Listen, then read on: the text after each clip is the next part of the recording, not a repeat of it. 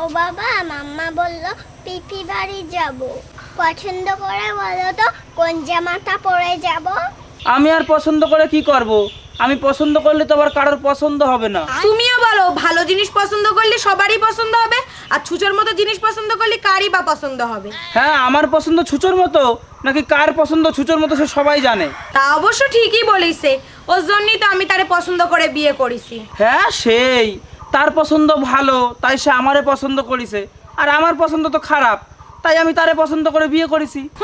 তাই বলে নিজের ঋত্বিক রোশন ভাবার কোনো দরকার নেই।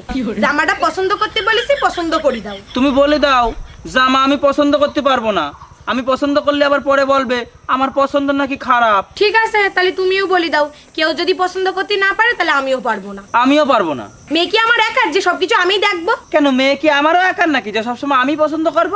আমি পছন্দ করতে পারবো না। দূর, তোমরা একটু চুপ করবা? আমার জামা তো আমি একাই পছন্দ করে নিচ্ছি, তোমাদের কারোর পছন্দ করতে হবে না।